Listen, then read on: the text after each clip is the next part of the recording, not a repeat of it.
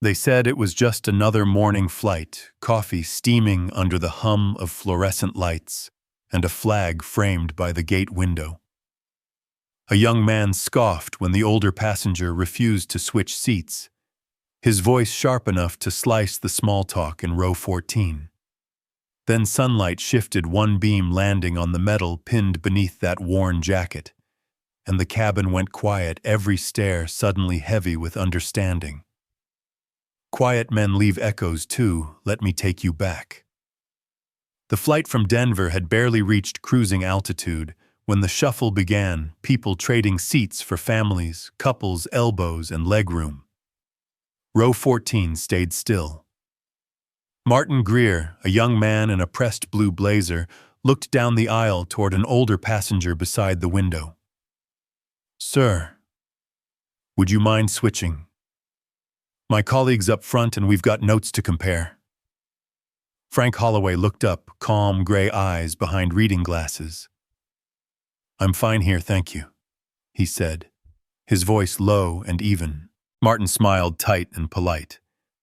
"It'd just make things smoother for both of us." Frank folded the corner of his newspaper, not unkindly. "Smooth's never been my strong suit." He turned slightly toward the window. A faint glint flashed beneath his jacket, nothing but a button, most thought, or maybe a bit of metal. Across the row, a woman whispered, "He could have just moved." Another replied, "Some folks think the world owes 'em comfort." The words hung like static in recycled air. Frank didn't flinch. He reached for the cup on his tray, lukewarm coffee cream swirling slow. Outside, clouds broke open to a wide field of light. The cart rattled past metal wheels clicking against the seam of the cabin floor. The attendant paused. "Refill," Sir Frank shook his head. "Appreciate it." Martin leaned back, whispering to his seatmate. "Guess courtesy's optional these days." The comment wasn't loud, but the row heard it. The cabin settled into that strained quiet that feels louder than noise. Frank kept his gaze out the window. In the reflection, rows of faces angled toward him, curious, judging, bored. He wasn't angry, not embarrassed either, just aware, like watching weather move across a field. He turned the cup once between his hands, the ceramic edge catching light again. A hint of gold beneath the cuff. Not jewelry, something older, steadier. "Some coffee, sir," the attendant tried again, softer. He smiled. "No, ma'am. I'm good." The tone was gentle but final. The air conditioning hummed. A baby sighed 2 rows back. The small noises filled the space that words couldn't reach. Frank shifted slightly, careful of the jacket on his shoulder. He wasn't thinking of the remark or the looks. He was thinking of a morning years ago when the sky had this same pale color, and someone had said, "You've earned your seat, Sergeant." He didn't answer then either. The plane trembled lightly through a pocket of air. Passengers tightened seatbelts, muttering about turbulence. Frank just breathed in, steady and slow, the rhythm of someone long trained to wait things out. Martin exhaled loud enough for 3 rows to notice. "Can't believe he's just gonna sit there." The line drew a quiet chuckle from someone across the aisle. Then silence again, thicker this time, stretching across the cabin, like a held breath. Frank lifted his cup once more, eyes tracing the horizon, where the light began to rise above the wing. He wasn't defending a seat.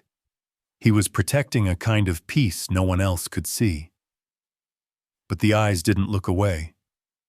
The plane had leveled out, but the air in row 14 hadn't. It carried that faint buzz that comes after a minor scene, the kind that leaves people pretending they're fine.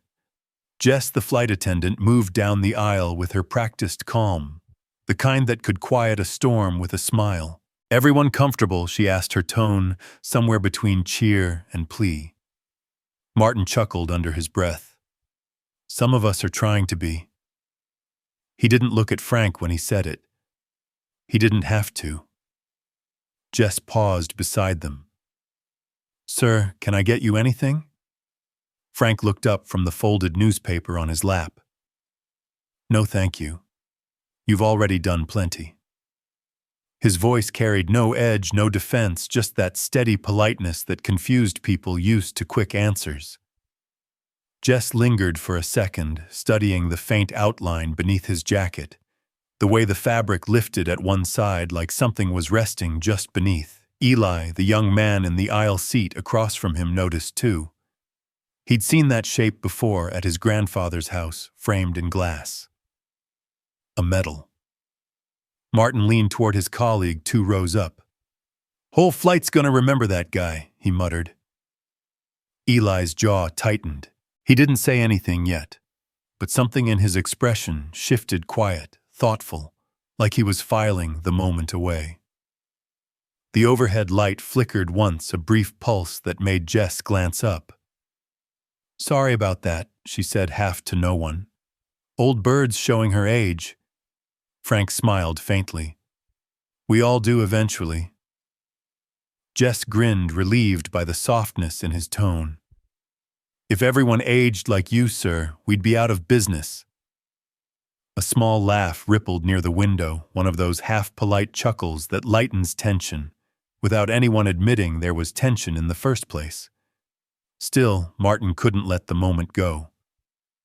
"Guess some folks think they own the aisle now," he said, raising his voice just enough. Jess straightened. "Sir, we're all trying to make the flight pleasant." "Maybe we can—" "I'm fine," Frank interrupted, but the words landed more like mercy than defiance. He leaned forward to adjust the tray table, and the light caught that faint metallic outline again, the curved edge pressing against the jacket fabric. Jess saw it. Eli saw it. Neither said a word. For a few seconds, the only sound was the hum of the engine and the rustle of the beverage cart. The moment stretched a long, suspended note. Jess knelt slightly beside Frank, checking under the seat for a loose cup.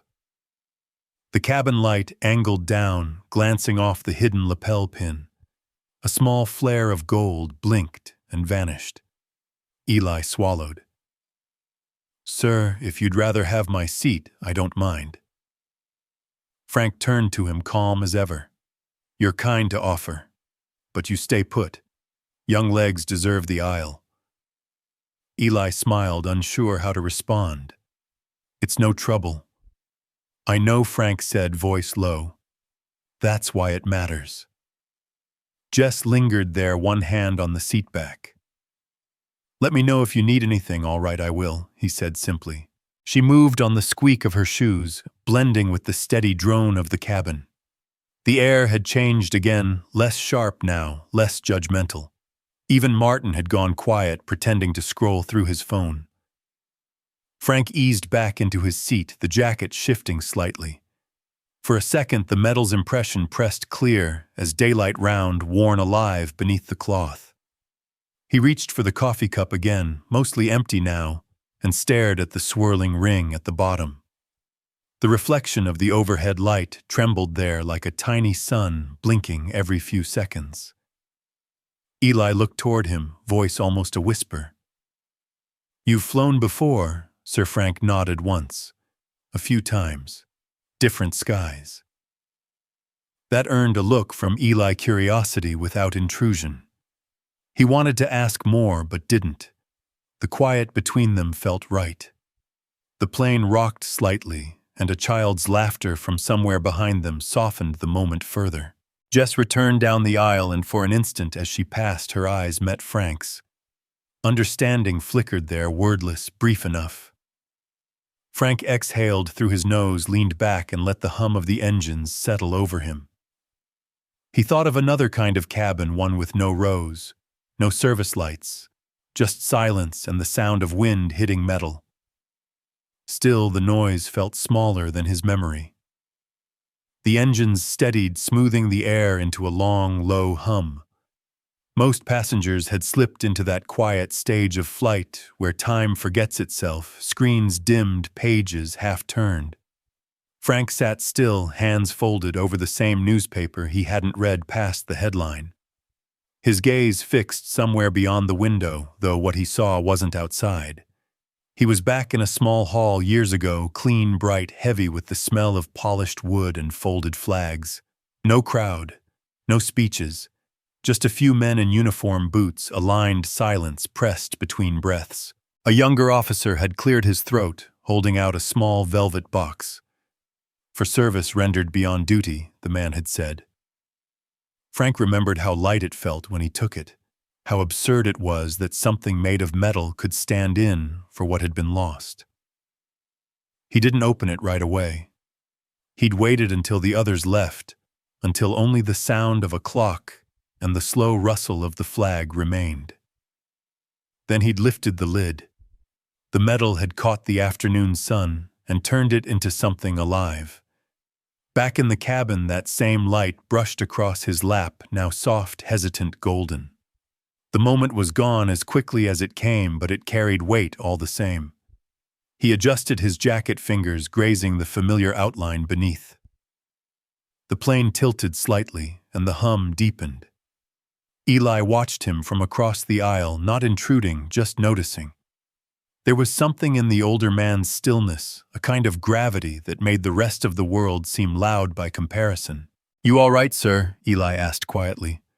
Frank blinked, returning from the long hallway of his memory. "I'm fine," he said. "Just thinking." Eli nodded. About home, Frank almost smiled. About quiet rooms. They echo longer than loud ones.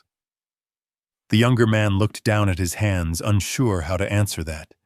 He'd grown up with noise phones, cars, the constant pull of attention. Silence to him always felt like something waiting to break.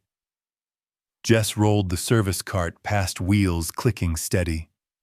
She gave Frank a small nod, one that said she remembered him refusing that refill earlier, but understood the reason now.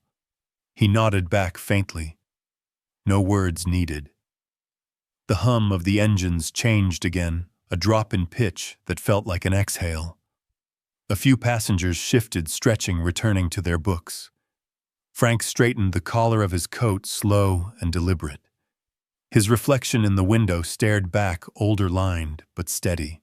For a second, the sunlight hit at just the right angle, and the faint silhouette of the metal pressed through the fabric like a ghost imprint.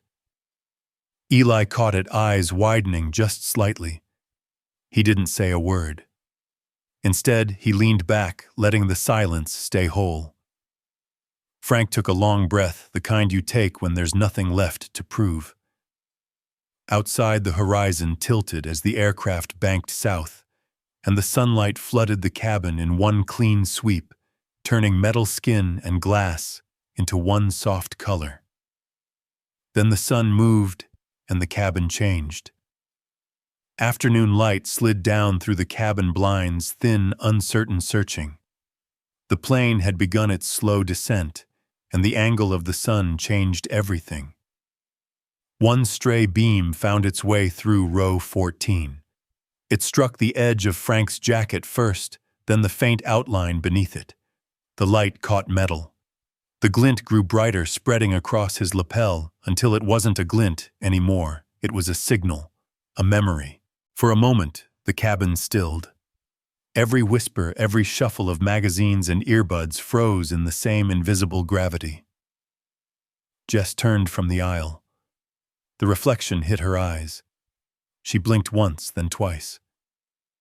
"Oh," she whispered before catching herself. Eli leaned forward. His voice was quiet, reverent. "He's a vet." Martin looked up halfway through an eye roll that never finished. His mouth opened, then stayed that way. The color drained a little from his face. Frank didn't move. He hadn't planned the reveal, hadn't even noticed the light's timing. He only felt its warmth, the same slow heat he'd known years ago on parade fields when sunlight made metals look like promises. Jess stepped closer, lowering her voice as if not to break the spell. "Would you like some water, sir?" Frank glanced up. "No, thank you." His tone was the same steady, polite, but something behind it had changed. The passengers who'd whispered earlier now sat straighter, trying to look casual. A woman adjusted her scarf. A man cleared his throat. Eli shifted in his seat, unsure whether to speak again. "My grandfather served," he murmured finally. Frank nodded once. "Then you know the silence." Eli hesitated. "Yeah," he said softly. "Guess I do." The metal caught another wave of light flickering across the cabin wall. The air felt thicker, not heavy with guilt, but with understanding. Martin leaned toward the aisle. "Sir," he started, but the word died halfway out. Frank looked at him, not sharp, not proud, just present. "We all ride the same sky, son," he said. It wasn't a reprimand. It was a release. Jess stayed near him, one hand resting lightly on the seat back. The passengers began to puff again slowly, respectfully, as though some unspoken rule had entered the room. Frank felt it too. The shift. The invisible weight of eyes. He was pinned by their eyes. Not out of accusation, but recognition. It wasn't the kind of pressure that broke a man, it was the kind that returned his shape. The hum of the engines softened. Even the vents seemed to sigh. Frank reached for his cup, found it empty, and smiled at the small proof that he'd been still long enough for time to pass unnoticed. Jess said quietly, "I think we owe you that water anyway." He chuckled under his breath. "Then I'll take it." She poured, careful not to spill, as if the act itself carried ceremony. The cup landed on the tray, with a sound too soft to be heard, but everyone in row 14 seemed to register it. The light dimmed. The reflection faded. The metal became what it always had been, silent, steady, ordinary again. But something else stayed behind the echo of that brightness, written into every face that had looked away and then returned. The first shift had come. The noise of judgment had fallen quiet. The story of the flight had already changed, and outside the clouds turned gold as if saluting in silence. The landing gear dropped with a muffled thud, and the cabin shuddered as the plane angled toward the runway. The seatbelt light chimed on. Most people reached for their phones, their bags, their lives waiting at the gate. But in row 14, nobody moved first. Frank stayed seated, hands resting lightly on his knees. The metal on his lapel caught a new kind of light, the kind that came from the low afternoon sun bouncing off the tarmac. Warm, steady, familiar. Jess stood near the galley, one hand on the wall for balance. She looked toward him the way you look at something you don't want to disturb. The hum of the engines softened, then eased into a long sigh. The wheels kissed ground, a brief jolt, then silence except for the mechanical heartbeat of slowing turbines. No applause, no chatter. Just stillness.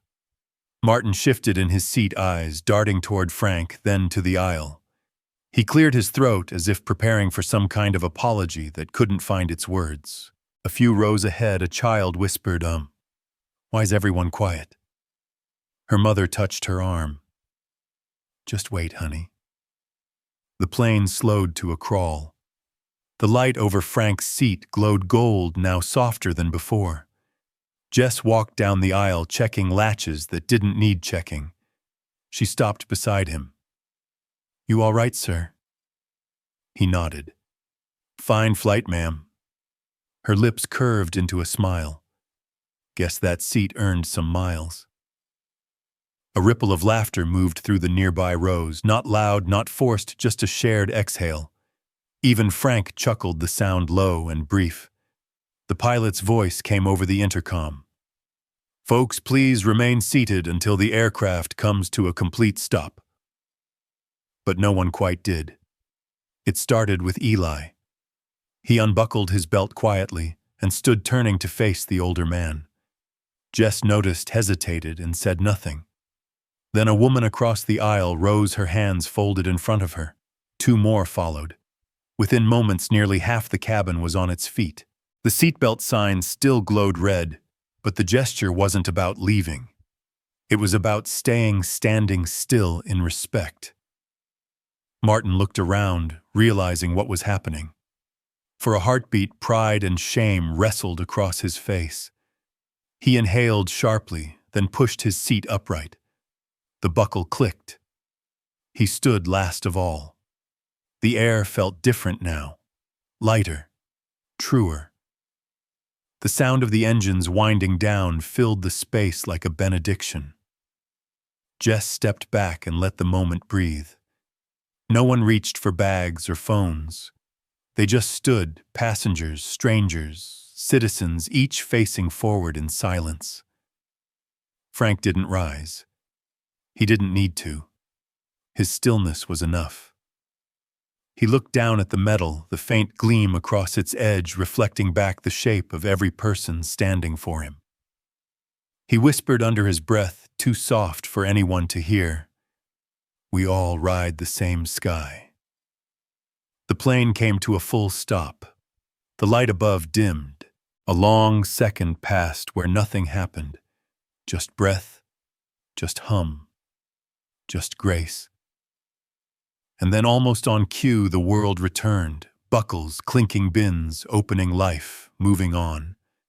But the echo of that standing stayed something sacred built from silence.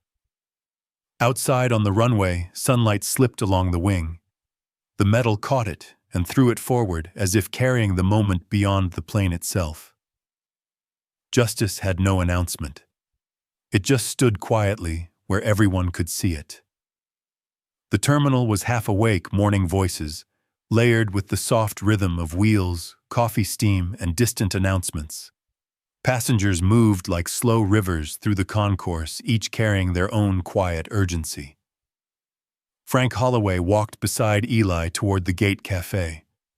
The young man carried the older man's duffel without being asked. No words were needed. The gesture spoke the same language as the look they'd shared on the plane. Over the loudspeakers, a choir version of America the Beautiful drifted through the space, thin, wavering, beautiful because of its imperfection. The kind of music that doesn't demand attention but rewards you for listening. "Coffee?" Eli asked. Frank nodded. "Black. No sugar." They stood at the counter, the hum of espresso machines cutting through the hymn like punctuation. The barista, young, tired, smiling anyway, handed Frank a cup with both hands. He slipped a folded bill into the tip jar, more habit than ceremony. "Thank you, sir," she said. He smiled back, the corners of his eyes folding into familiar lines. "No, thank you." Eli set the duffel at Frank's feet. "You sure you don't need a hand getting to the next gate?" Frank looked at the boy for a moment before answering. "I've carried heavier things." Eli chuckled softly. "Yeah, I bet you have." The two men found a small table near the window away from the rush. Outside, a new plane taxied into view, silver skin flashing against the glass. Sunlight spilled through, striking the coffee cup and the small medal still pinned to Frank's jacket. The light made both glow in the same color, bronze turning to gold. Steam rose between them, catching the morning light. The air smelled of roasted beans and jet fuel, strange company, but somehow fitting. For a while they said nothing. There was no need. The silence between generations had already done its work. The young man had seen what respect looked like. The old man had seen it returned. Frank lifted his cup hands steady. "You heading home?" "Not yet," Eli said. "Still figuring out where that is." Frank smiled. "That's the good part. The figuring." Eli nodded, glancing toward the window where sunlight stretched long across the floor. He took a breath, then said quietly, "I guess some seats you earn by standing." Frank didn't answer right away. He just looked at him, a slow warmth behind the tiredness in his eyes. That's one way to see it, he said at last. The choir music swelled faintly over the PA, one of those verses few people remember. The world outside kept moving, but for a small pocket of time the gate held still. Frank finished his coffee, set the cup down, and stood. The metal caught one final trace of light. Eli rose too, instinctively mirroring him. "Safe travels, sir," Eli said. Frank nodded. "Same sky for all of us." They shook hands. Simple. Honest. Then Frank turned toward the boarding lane, walking steady jacket, catching the breeze from an opening door. Sunlight washed across the floor, framing him in a brief, quiet halo before the crowd swallowed him up. Steam curled from the empty cup. The choir faded into static. What remained was calm. If this story moved you, share it forward. The terminal noise faded as Frank lifted his coffee cup, the metal on his lapel, catching the same gold light that poured through the windows. The steam rose in thin ribbons, curling like a quiet hymn. Still, he smiled at the young attendant, leaving the tip folded neatly beneath the cup, the proof that kindness doesn't always need an audience. Outside, a jet engine hummed low, steady as a choir's last note. Duty, he thought, was never loud. It was a lamp in a winter window, simple, seen, but never asking to be noticed. Behind him, Eli watched in silence, the echo of that morning already working its way into memory. Some stories don't end with applause. They end when everyone stands quietly.